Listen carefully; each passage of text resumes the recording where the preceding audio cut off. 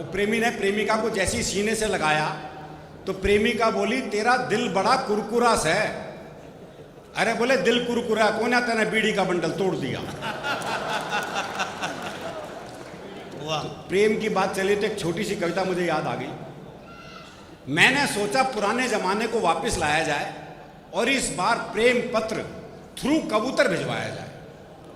मैंने कबूतर के पंजे में चिट्ठी अटकाई और उसे ये बात समझाई, देखो भाई, ये तो याद नहीं है कौन से प्यार की कौन सी चिट्ठी है, पर तुम ऐसा करना, यहाँ से 5 गली छोड़ के 6ठी गली में जाना और वहाँ जो गुलाबी छत वाली गुलाबी सी लड़की है ना, नीलू, उसकी मम्मी को ये चिट्ठी दे आना। कबूतर बोला, हे आदि कालीन युग के देवदास, इस युग में भी चिट्ठियों से आस। अब मैं ऐसी फालतू उड़ान नहीं भरता हूं, मैं खुद अपनी कबूतरी को व्हाट्सअप करता हूं। तो वो जमाने चले गए फरहान साहब। पहले आदमी 5-5 पेज का प्रेम पत्र लिखता था, कितनी मेहनत होती थी। बाद में सिर्फ नाम ही बदलना होता था। अब तो मोबाइल पे आई लव यू टाइप करता है, वो भी पूरा नहीं, ILV और Y, और एक साथ 25-30 को सेंड। वो उदय प्रताप सिंह जी की 4 पंक्तियां याद आती हैं कि हर फैसला होता नहीं सिक्का उछाल के, ये दिल का मामला है जरा देखभाल के। हर फैसला होता नहीं सिक्का उछाल के, ये दिल का मामला है जरा देखभाल के। मोबाइलों के दौर के आशिक को क्या पता, रखते थे कैसे खत में कलेजा निकाल के। तो वो प्रेम तो अब खत्म हो चुका, लेकिन हरियाणा का प्रेम तो ऐसा ही है। अभी मेरा एक दोस्त मिला, उसके दोनों होठ बुरी तरह जले हुए। मैंने कहा, होठ कैसे जल गए? बोला, पत्नी मायके जा रही थी, स्टेशन छोड़ने गया था, मारे खुशी के इंजन चूम लिया। तो हमारी खुशी भी अलग अलग ढंग से प्रकट होती है।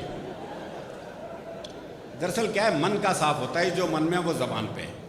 वो मुकदमा चल रहा था तो एक ताई गवाही के लिए आई। अच्छा, दोनों वकील उसी के गांव के। तो पहले वकील ने पूछ लिया, बोले, ताई मुझे जाना है। खूब जानू हूं, गुलाब सिंह का छोरा है तू, 1 नंबर का झूठा, तेरी लुगाई तक तुझे छोड़ के चली गई थी।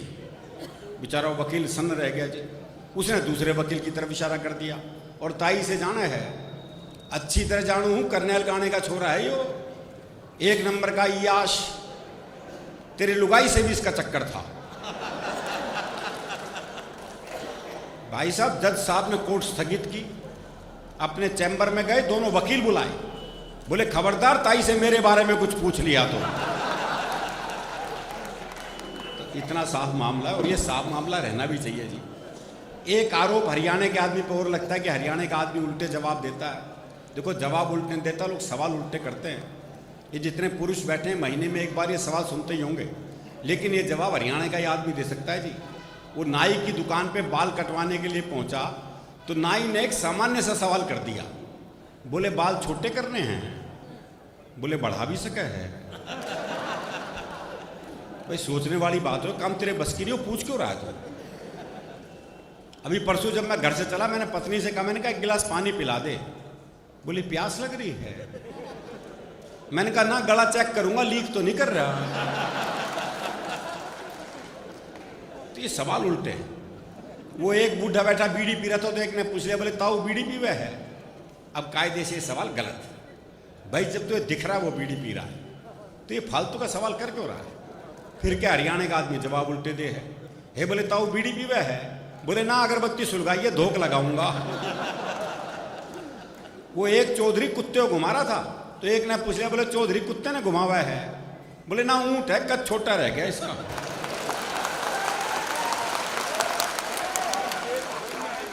वो एक अर्थी जा रही थी, लोग राम नाम सत्य करते हुए जा रहे थे, तो जो मरा था उसके छोरे से ही एक ने पूछा, बोला, यो मर गया के? अजीब सवाल है, पर आपने देखा होगा लोग ऐसे सवाल पूछते हैं। वो एक क्या तो प्लास्टर बंधा हुआ था, तो एक ने पूछ लिया, बोले, हाथ में चोट लग गई के? बोले, ना, फैशन है। वो एक की भैंस कट गई रेल से, तो उसे रेल पे मुकदमा कर दिया, और जज ने जज ने जो पहला सवाल ही ऐसा किया उससे, बोले, जब ये भैंस कटी तो ये पटरियों पे थी? बोले, ना जी, खेत में चल रही थी। वो तो इंजन की नीयत खराब होगी उस पर, क्या करे भाई। तो जो मरा था उसके छोरे से एक ने पूछा, बोला यो मर गया के? बोले ना, बाजार घुमाने ले जा रहे हैं इसने, शाम को घर छोड़ देंगे और तू कहे तो तेरे घर छोड़ दे। वो एक आदमी घंटाघर से घड़ी ठीक करके उतर रहा था, तो एक ने पूछ लिया, बोले घड़ी खराब होगी थी के? बोले ना, आंख कमजोर है, टाइम देखने गया था ऊपर।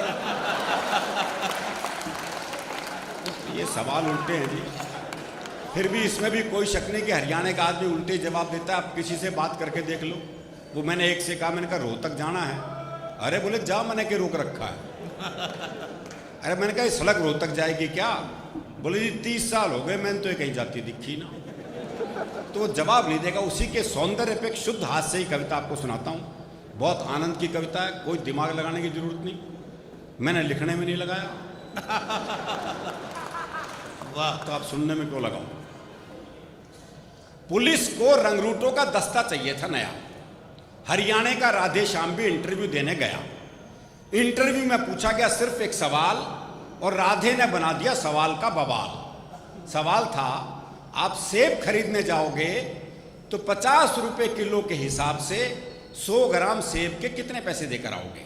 ये आसान सा सवाल था जी, लेकिन इस आसान से सवाल को हरियाणा का आदमी कैसे बवाल बना सकता है, बस यही इस कविता का सौंदर्य है। आप सेब खरीदने जाओगे तो 50 रुपए किलो के हिसाब से 100 ग्राम सेब के कितने पैसे देकर आओगे? राधे बोला, अगर मैंने 100 ग्राम सेब के भी पैसे दिए तो पुलिस में भर्ती हो रहा हूं क्या एसटीसी कराने के लिए? भाई अगर मैंने 100 ग्राम सेब के भी पैसे दिए तो पुलिस में भर्ती हो रहा हूं क्या एसटीसी कराने के लिए? साहब को जवाब में मजा आया। उन्होंने सवाल को आगे बढ़ाया, अच्छा मैं खरीदने जाऊं तो मुझे कितने के मिलेंगे? राधे बोला, आवाज करो, पूरी पेटी आपके घर भिजवा देंगे। अच्छा तुम्हारी पत्नी तो पुलिस में नहीं है ना, वो जाएगी तो 100 ग्राम सेब के कितने पैसे देकर आएगी? राधे बोला, साहब मैं अपनी पत्नी को आपसे ज्यादा जानता हूं, उसे खरीदारी का है बहुत चाव, पर उसे 100 ग्राम खरीदने होंगे तो 100 ग्राम का ही पूछेगी भाव। अच्छा तुम्हारा भाई जाए, अगला भी उसी सवाल के पीछे पड़ा हुआ है, ये नहीं कि भी वो जवाब नहीं दे रहा तो सवाल बदल दे, पर दिक्कत ये वो भी हरियाणा का। अच्छा तुम्हारा भाई जाए, जी भाई को तो मैंने कई बार बाजार जाते देखा है, पर वो तो कहीं पौवा तो कभी गुटखा लाता है, सेब लाते तो मैंने से आज तक नहीं देखा। अच्छा तुम्हारी बहन जाए कोई, जी मेरी एक बहन थी, उसकी शादी हो गई, अब वो जाने या बहन हुई। राधे श्याम तुम्हारे पिताजी भी तो बाजार जाते हैं, जी उनके दांत नहीं है, वो बस केले खाते हैं। जी उनके दांत नहीं है, वो बस केले खाते हैं। आप मुझे एक बात बताओ श्रीमान, तनख्वाह तो दोगे एक आदमी की है, और सेब खरीदने पर लगा दिया पूरा खानदान। अच्छा छोड़ो, कोई आम आदमी जाए तो वो 100 ग्राम सेब के कितने पैसे देकर आए? आम आदमी का नाम सुनते ही राधे श्याम सीरियस हो गया थोड़ा, बोला अजी साहब आप लोगों ने आम आदमी को सेब खरीदने लायक ही कहां छोड़ा?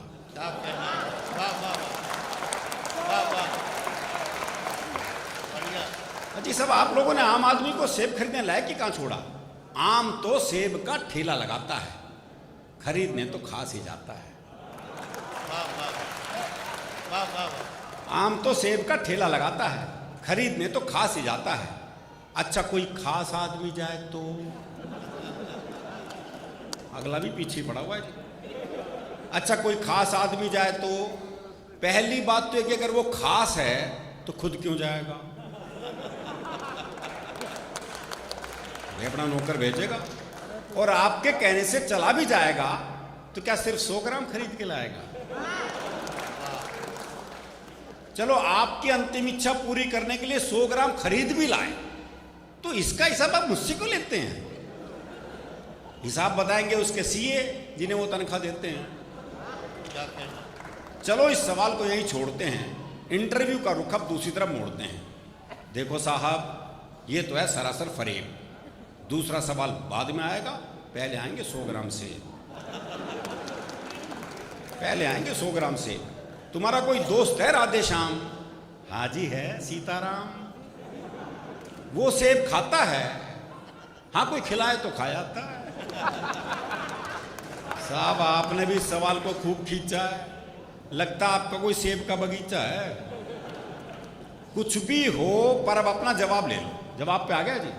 कुछ भी हो पर अब अपना जवाब ले लो। सीताराम फल वाले को 5 रुपए देगा और कहेगा इतने के सेब दे दो।